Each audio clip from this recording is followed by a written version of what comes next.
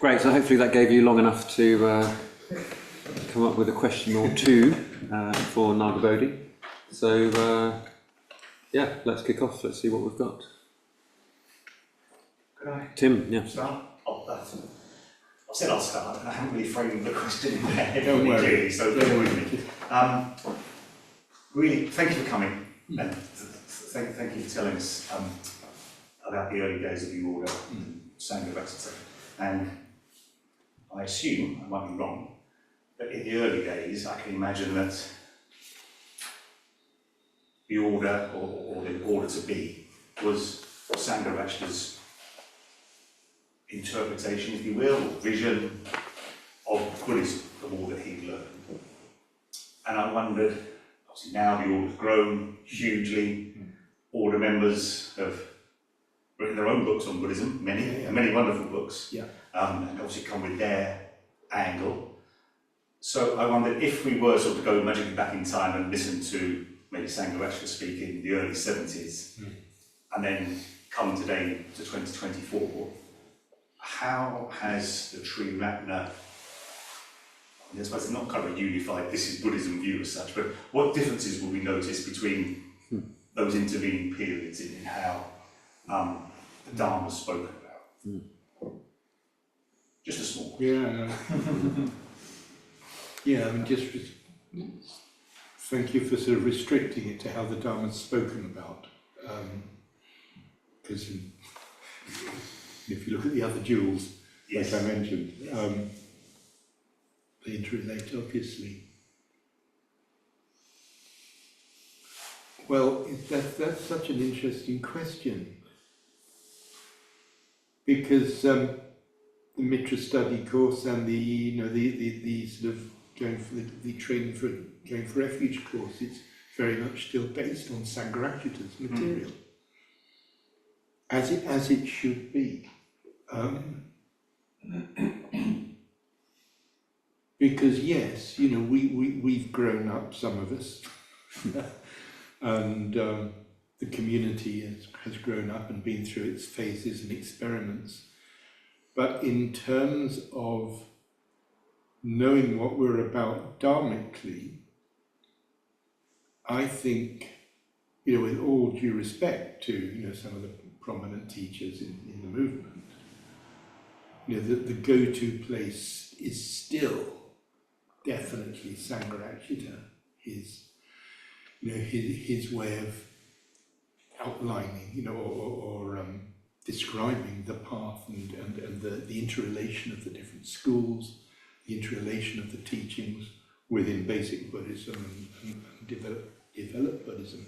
He is still the resource, and I'd say he's still, with very few exceptions, if any, the whatever developments there's been academically in terms of our understanding of Buddhist history, and scholars will be quick to point out failings in the survey or mistakes in the survey and so on.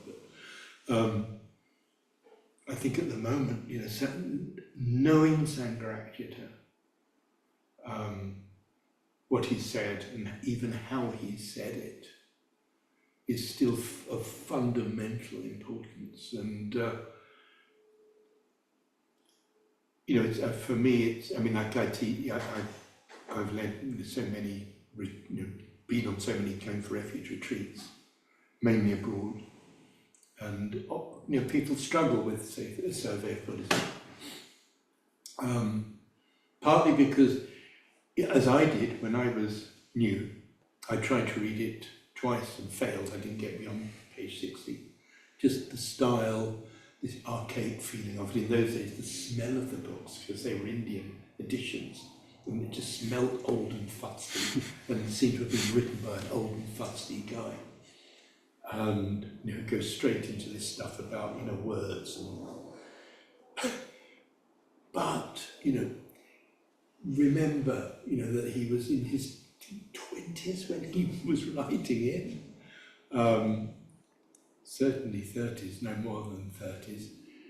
He was a young man who was head over heels in love with what you could do with a pen, you have to accept that he grew up with this sort of tradition of having been in bed reading Dr. Johnson and Thackeray. I mean, he was trained in classical English literature, then lived in India, where Indian English is very classical.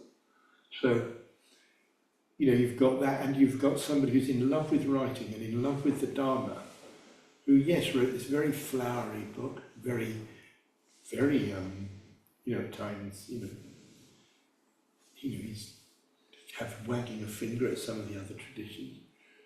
But, you know, this, if you can get through that and just see it as a communication from this young man who deeply, deeply wants people to appreciate that the Dharma is a unified living organism, you know, that has emerged out of those early teachings. I mean, it's still, I mean, there's nothing else quite like it. And if you're into Triratna, it's still, if you like, a manifesto of what we are. And so to understand it, and I'd say the whole thing, I mean, something I'm giving a talk in a few months at one of these Adhisthana study communities. I've been asked to do a keynote, and one of the points I'm going to modestly propose is that at ordination we add, you know, we do add another unit, which is to read the second half of the survey. You know, because I think again you know, the Sangharakshita's attempt to sort of teach the Dharma in relation to all the other schools has to be understood in the context of the earlier part. You know, otherwise we will end up becoming factional and even schismatic if we're not careful. At worst. You know, but if we can understand what Sangharakshita can understand and carry on the project of living and practicing and crafting a unified field of Buddhism that Westerners can tune into as they, in their Western world, become Buddhists, and that then the movement will survive.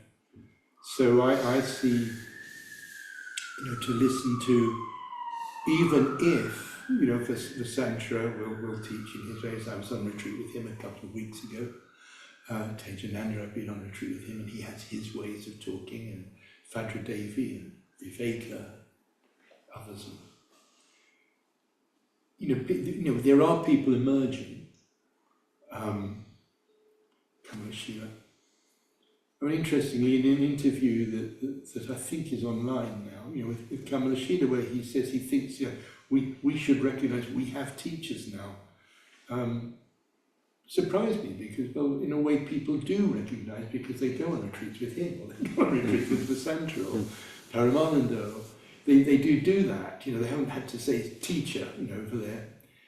But, you know, I think also one has to recognise that they are all quite, in their own ways, idiosyncratic. And, you know, if you want to know, though, if you just want to have a reliable starting point of, yes, what is this project about? And how is it we can have someone like Viveka or Vasantra and Tejananda and Paramananda all teaching in our world in a way that seems to work? It's because of that. Because otherwise it would be not just a mess, but probably a fairly factional mess. Yeah. And wouldn't last. Yeah. I'm really glad you asked it, because I think it's a really interesting question. Hopefully you feel it's been somewhat answered. It's an interesting answer, I think. I just wanted to sort of follow up. I mean, I'm not saying it is a subtext, but a subtext to that question could be, do we still need Bhante? And I suppose I'm, you know, seeing people coming along. I'm quite aware of, you know, you've referred to it obviously, how Bhante can sort of be a bit sort of, you know, you hear the rumours and you can just sort of try and look the other way. Yeah. What would you say to people who come along and they like Triratna, they engage with Triratna, but sort of would rather do it without Bhante and just, you know, can we just engage with who is here and who is teaching now? Apart from read your excellent book, which... That's my point. I mean, I'm not saying that out if I want to sell my book. I say it because I've actually tried to answer that question. Yeah, yeah. You know, by giving the arc of his life, which involves the controversial stuff, and whether the controversial Buddhist stuff and the controversial, you know, sex stuff, as well as everything. I think in a way he is, to see where all this has come from in his, from his earliest experience with the Diamond Sutra and the writing of the Unity of Buddhism. At that age, he saw the nature of the project that would have to be faced in the West in order to assimilate Buddhism, given that the Western, almost like, he didn't use the language of neuroscience, but it's like, our brains are just not predisposed to understand a non-theistic religion which has a transcendent ideal, and so on. So, as for needing him, years ago when the Yasho Mitra, the famous Yasho Mitra letter emerged, and there was a lot of, real reeling of confidence in Bhante, just a sort of glimpse into, the darker side of his sexual activity.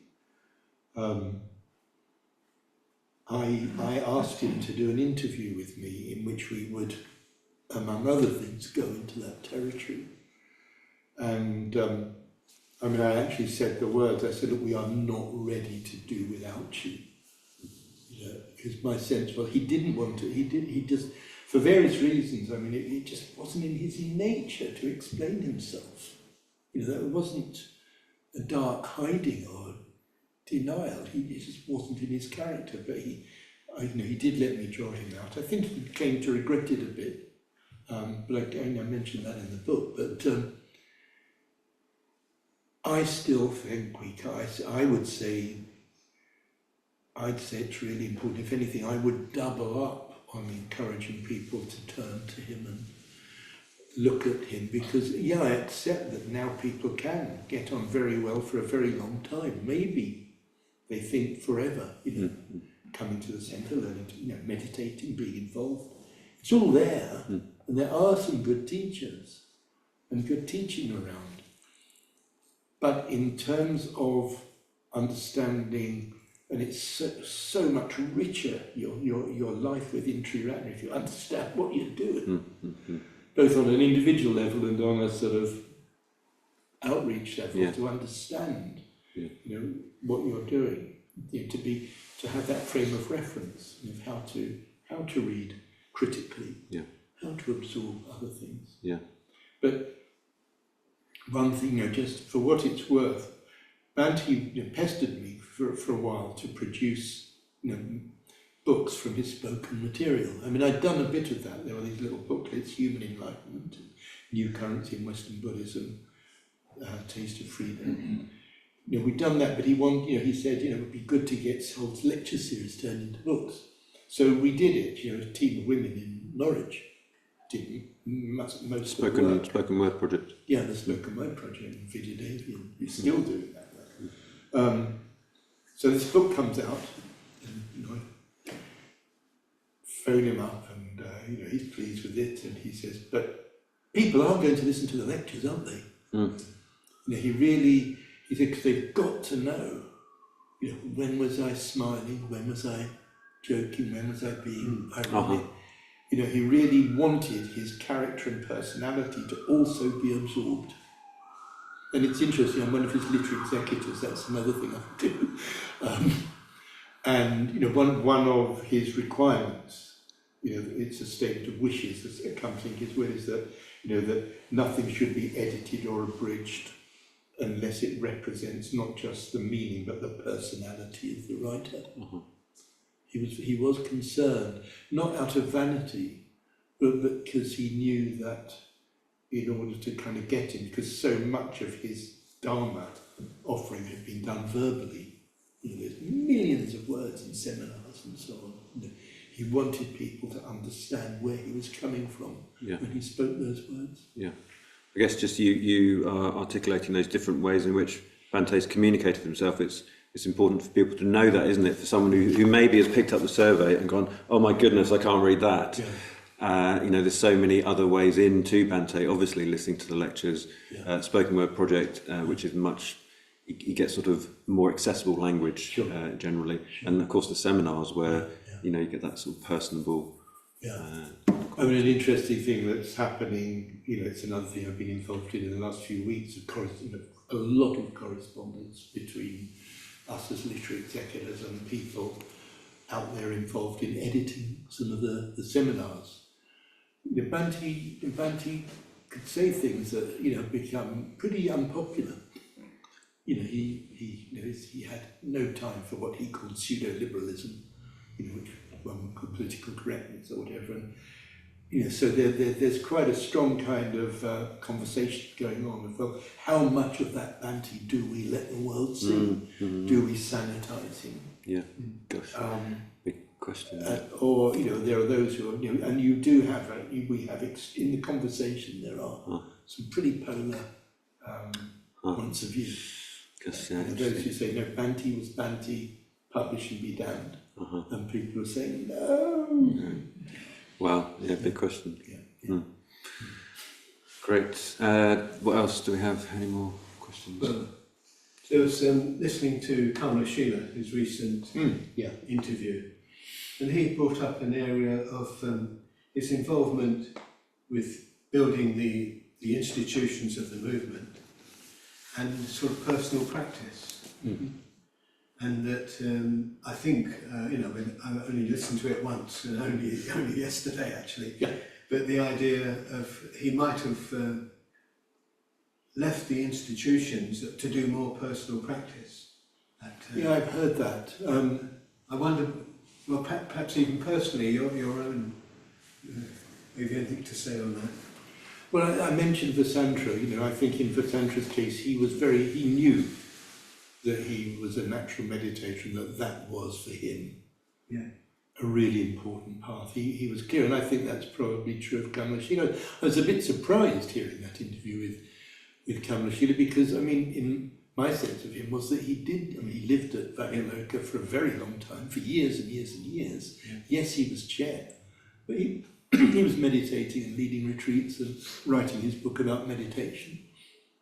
He was sort of pretty free to get on with it, and living with him at Vajraloka.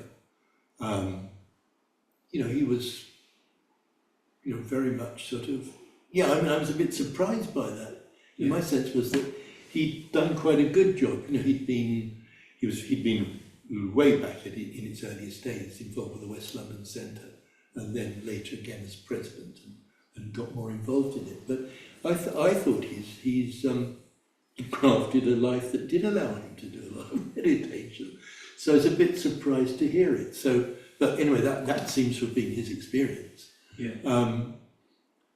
And if he did spend some years going against his natural grain by working in West London, being a president of some places, if he regrets it now, then in a way you could say, well, then yes, it is regrettable. It's a very hard thing to assess. Like I say, the life I've lived, there were definitely times when Banti, I was chairman of what we were doing in Croydon at a very busy time, then hurled into the LBC and all the life there, while running Windhorse Publications and editing both the newsletter Golden Drum and Mitratar.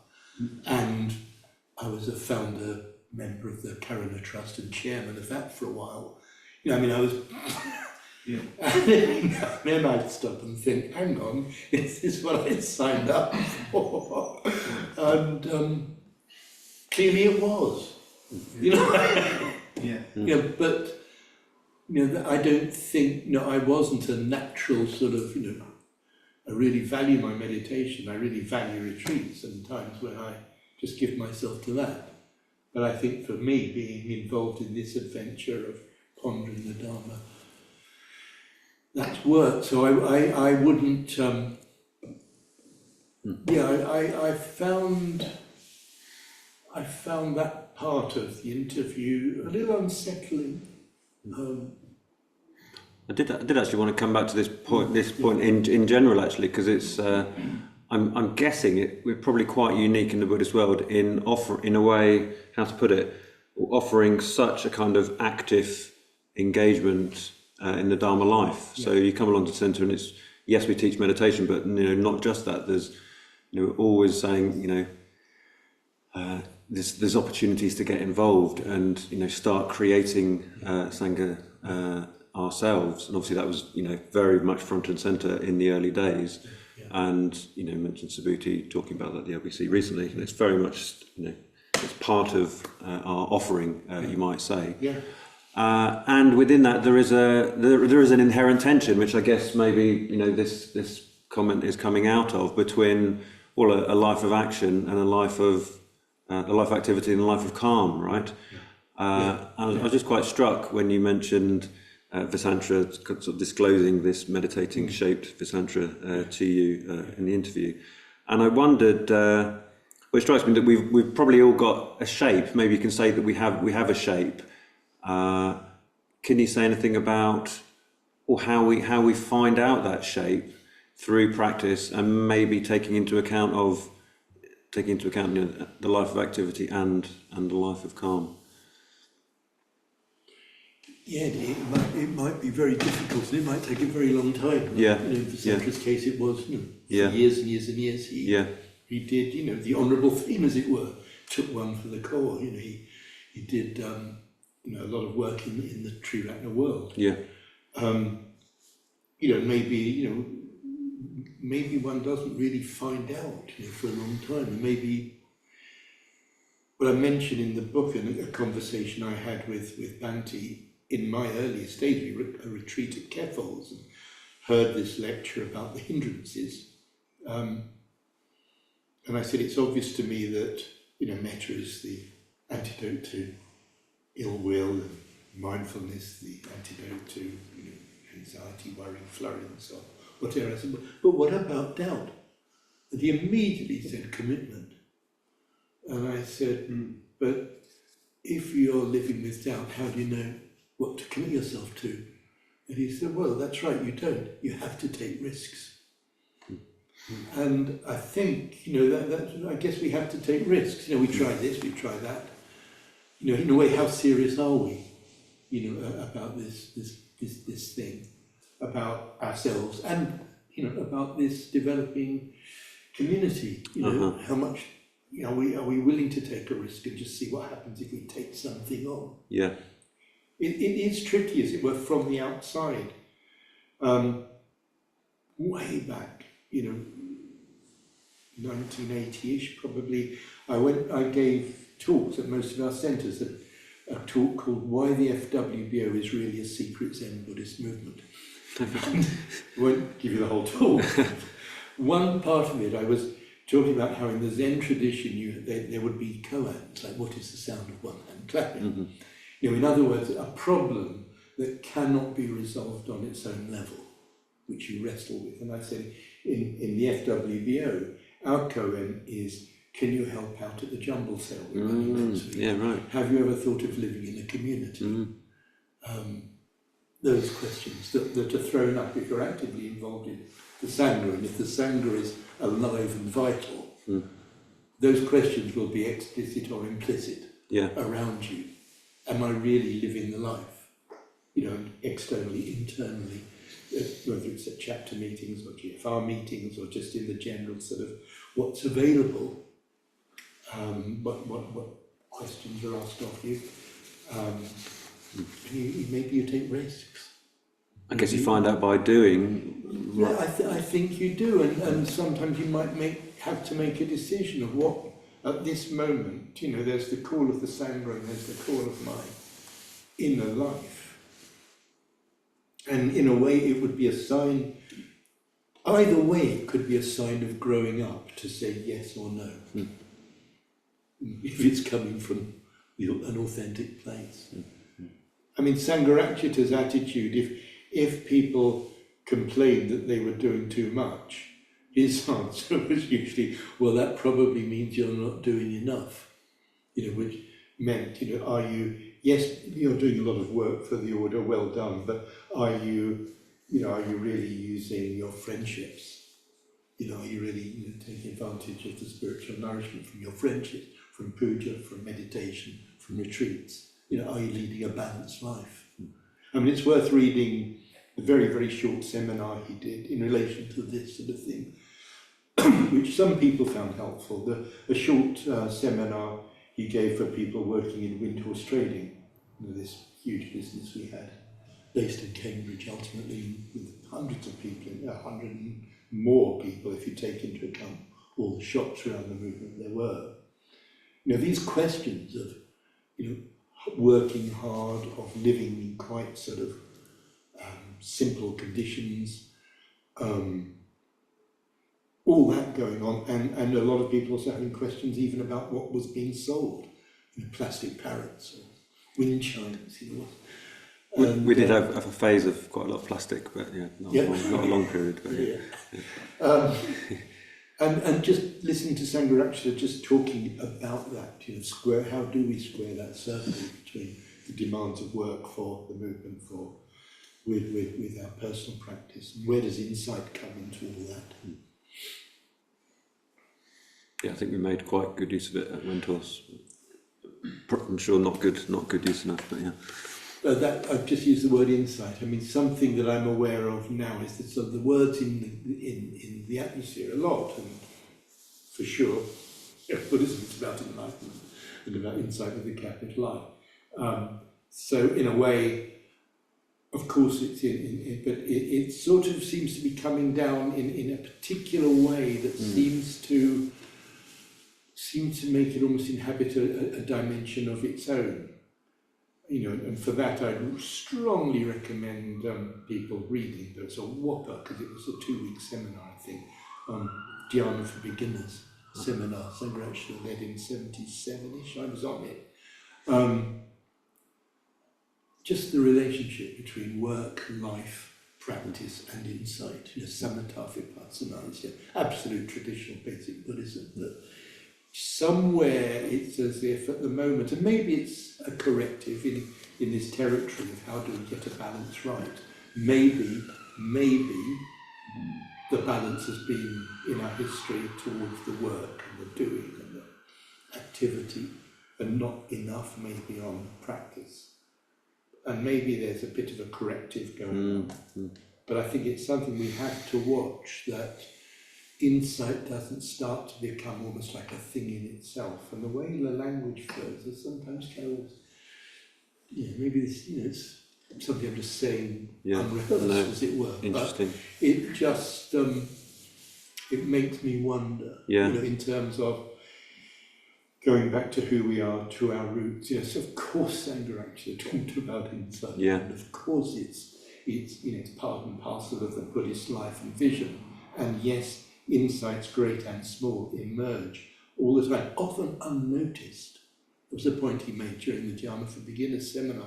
You just look back and realise you've changed. Maybe it takes, after weeks or months or years, you realise, I don't see things the way I used to. I'm not as selfish as I used to be, or whatever. And maybe there were some big moments, aha moments, maybe not. Just a natural unfolding of insight, of seeing things as they really are along the way. It's not as dramatic, but it's important in this conversation. I think it's a really interesting point that if maybe there's been something of a overemphasis one way, then it's probably maybe even slightly predictable that things swing back maybe a bit too far over the other way, like meditation, insight, seeing it in a particular way. And okay, so to maybe come back a bit more to the centre, you'd recommend Dhyana for Beginners seminar. Okay, you're aware of it. Great. You seem to nod as if you'd read it. I haven't read it, no, but what you're saying makes a lot of sense. So I'm going to look it up and maybe others. As I say, there's a lot of talking. Yeah, but, I'm just going to say we're coming towards the end. We've just got a few minutes actually, so I just wanted to not finish without asking you a bit about Dado Rinpoche. Oh yeah. Yes, had some questions on Dado. But there he is on the wall, one of Bante's 8 main teachers, and probably the only one to which he considered, or where they had a friendship, or could consider a friendship. So it'd just be fantastic to hear just a little about what time you spent with him and just your sense of Dado. Well, in those days, you were only allowed, as a foreigner, you were only allowed to spend 2 days in Kalimpong. You had to get a permit in Calcutta to go to Darjeeling, and in Darjeeling you then got a permit to go to Kalimpong, and you had 2 days. I thought I just would meet him for an hour or two, but I ended up spending about 12 hours with him over the course of the 2 days, talking. Most of the time I went round the school with him and talked a lot about the school. When I got back, I stayed in the youth hostel in Darjeeling. When I got back, there was this Anglo-Indian person there who I talked to before I'd gone to Kalimpong, and he knew I was going off to see a Lama. And I bumped into this guy. He was still in the youth hostel when I got back a couple 2 or 3 days later, and he said, "So did you meet your Lama then?" I said, "Yes." He said, "What was it like?" I said, "Well," and this is what just came to me at the time. I said, it has radically changed my understanding of what it is to be a human being. I mean, it was just an utterly delightful man. I mean, this sort of warmth and care and love and concern was just implicit in him. I mean, he was running a school which had huge financial pressures and which was needing work. I mean, we talked a lot about money, and as a result, I was able to report back to what was called Aid for India in those days. And very quickly, they got an appeal going for him. So that's. But also, he was working. I spent time just watching him talking to a carpenter, a contractor, about a little job on this terrible ramshackle bit of building that he had in those days. He was very grounded, very real. Yet, another point, I went into his study to change the film in my 8mm camera, and he was sitting at his table. Opposite him, across the table, there was a woman holding a young child in her arms, in her lap, who was obviously ill. And I remember she had this big scroll open on the table, and these things like dice, they were like bones in his hands. And his face was screwed up, and he was and apparently he was a very well-known oracle in the area and could tell people, very well-known and much respected diagnostician with his bones. So you had all these different elements of him, and the kids who were probably from the age of about 6 to 12 in that school at that time, maybe some older, just loved him. The feeling in the school was just so warm, happy, friendly, and his place in it. And he was 65, but he looked, he was an old 65. I mean, I think he lived another 10 years, but he was already stooped and aging. But he just had this incredible warmth. And talking to me, I mean, he really would try to, understand my questions. We were going 3 ways through from me into Hindi, and from me to Jampal Kaldan, who spoke English, and from Jampal into Tibetan in that particular case. Sometimes there'd be a Hindi interpreter as well, but most of the time it was English to Tibetan. He would, he had this way of screwing up his face and sort of really kind of wanting to understand me, and then really doing his best to kind of find ways of talking to me. He was just very concerned, interested to know about Bhante and about how the movement was going. It's very hard to communicate just this quality of something. There was something very grounded in him, and of course there was the whole Dharma dimension, of talking about the Dharma and meditation with him, where he was a high Lama, just talking just from natural authority, but all the time this amazing sort of warmth. When we parted, and were saying goodbye, we were just sort of standing. We'd been saying goodbye, both of us saying goodbye, and we're standing, and I'm sort of bowing, and he's bowing. And I looked at him, and he had little tears running down his eyes, and he just, that was him, he just had this sort of real quality of doing what he did with love, and you felt it, and whatever you were talking about, you felt that quality just rolling off him. It really was. I mean, I've never met anyone like him. It wasn't, Bhante wasn't like that. Haven't met many High Lamas, but I don't. None of them kind of strike me quite in that way. But something, there was a kind of strange humility there.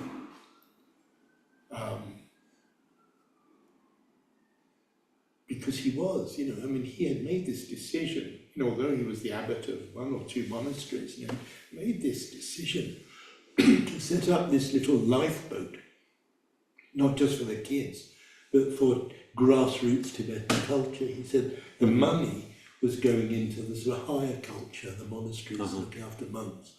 No one, who was looking after just Tibetan children, still knowing their musical instruments, their drama, even their alphabet, their chants. So he was just this really simple little school with at the time just 60 pupils, but it grew over the following years. But just giving people a proper Indian syllabus education, but also this whole grounding in what it meant to be Tibetan, which he just did because it needed to be done.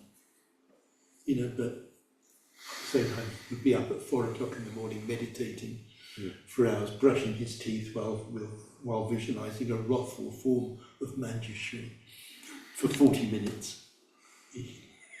I can't remember how clean his teeth were. I didn't know that story until after I met him, but I would have looked. I mean, just that line, because it needed to be done, just obviously takes us back to Bhante, doesn't it? And he didn't particularly want to set up the movement, but it needed to be done. And when here we all are. Really wonderful to hear that evocation description of Dado at the end there. And sadly we've come to the end of our time. We don't want you to miss your train. It's really great to hear you talking about Bhante, those early days of the movement, and also perspectives on what's happening today. So just to say thank you very much for coming to this today.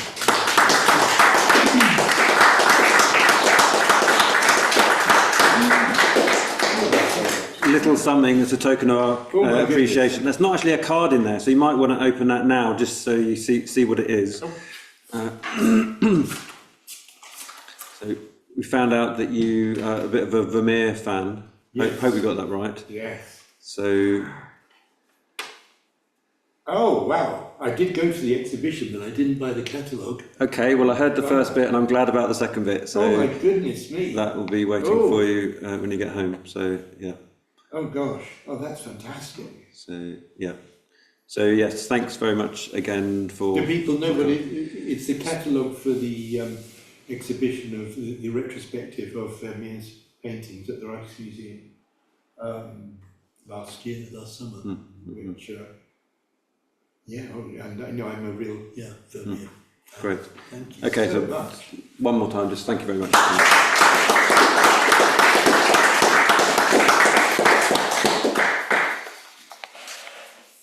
Good.